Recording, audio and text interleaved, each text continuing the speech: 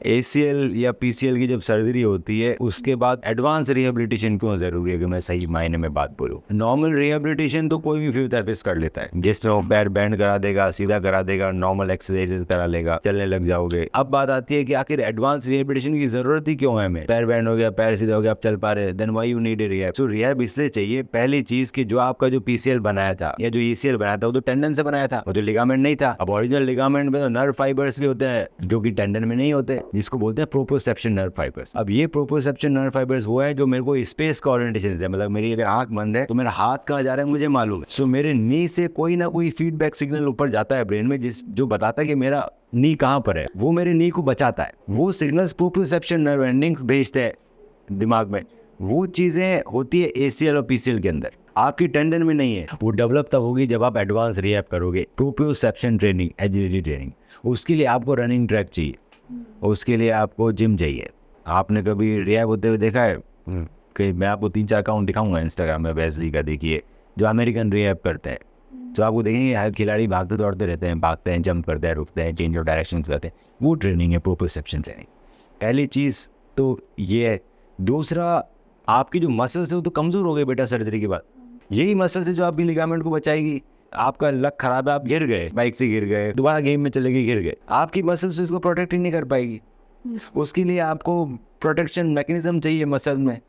उसके लिए आपको एडवांस रिहैब चाहिए जिसमें जंपिंग, रनिंग, स्टॉप कैसे करना है, चेंज ऑफ डायरेक्शन कैसे करना है, पिवोट कैसे करना है, वो सब आपको आना चाहिए ना। मसल की ट्रेनिंग होनी चाहिए, वो भी एडवांस ट्रेनिंग है। दूसरा, इन सब रेस्ट के हिसाब पर जो पटेल है उसकी ट्रैकिंग खराब होगी, इसका VMO वीक हो गया। अब 6 महीने हो गए, अभी भी कर रहा है आपका पाँव, क्योंकि पटेला उठ के नहीं चल रहा। ये सर्जरी से पहले पटेला उठ के चल रहा था क्योंकि VMO स्ट्रॉन्ग थी हमारी। सर्जरी के बाद रेस्ट कर पटेला चिपक गया इसलिए वो तो चिपक के चल रहा है बेटा, घिस रहा है, आपको आर्थराइटिस हो जाएगी। तो सर्जरी के बाद आपको नहीं आर्थराइटिस क्यों हो जाएगी? क्योंकि हमारी VMO वीक हो गई। सो ये सारी जो चीज़ें, ये एक वही थेरेपिस्ट आपको रिहैब करा सकता है जो रोज़ खिलाड़ियों को देख रहा है जिनके लिगामेंट टूटे हुए और जो उनको बैक टू स्पोर्ट्स लेके जा रहा है। सो वहाँ पे जहाँ पे आपने सर्जरी गई वहाँ पे वो नहीं है ना। आप जहाँ जा रहे हो वहाँ वो ट्रेनिंग सेंटर्स है। सो आपको तो कोई अच्छा रिहैब सेंटर, आप क्या जिसकी भी सर्जरी उसको they need a good rehab centre. इसका मतलब ये नहीं है कि आपको रोज़ आना है यहाँ पे।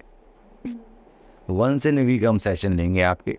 आप 9 to 6 कभी भी आ सकते हो, मंडे टू सैटरडे। मेरे से मिलने की ज़रूरत नहीं है, मेरे को बस आप अपनी MRI दिखा देना एक बार कि कैसा है PCL। रिहैब आप वीक में आओ तो बहुत अच्छी बात है, आप नहीं बेर हम ऑनलाइन रिहैब करा देंगे आप। और जो हमारे जो स्पेशलिस्ट हैं वो उनके पास ऑल इंडिया से आते हैं बेटा रिहैब करने के लिए, जैसे आप भी आए हो, है ना। उनके पास नहीं जाते। क्यों नहीं जाते? क्योंकि वो रिहैब सेंटर अभी तक डेवलप नहीं कर पाए। किसी दिन कर लेंगे तो कर लेंगे, आज तो नहीं किया। तो इसमें सब कुछ चाहिए। आपका लिगामेंट अच्छा है, we just want to counter check with MRI। आपका स्पोर्ट्स एडवांस रिहैब नहीं हो रखा, वो 3 से 4 महीने चलेगा और ठीक हो जाओगे। आपके पास कोई और हम आपको 3-4 सेंटर्स के नाम दे सकते हैं, वो सब दिल्ली में है। गुड़गांव में तो ये अकेला सेंटर है हमारा जो ACL रिहैब कराता है। फिर दिल्ली में एक तौज स्पोर्ट है, एक गौर है जो एडवांस रिहैब कराते हैं। गिना चुना के 5-6 सेंटर है दिल्ली NCR में। सो आपको यहाँ पर जाओगे तो आपको एडवांस रिहैब नहीं मिलेगा, यहाँ नहीं जाओगे तो एडवांस रिहैब नहीं मिलेगा।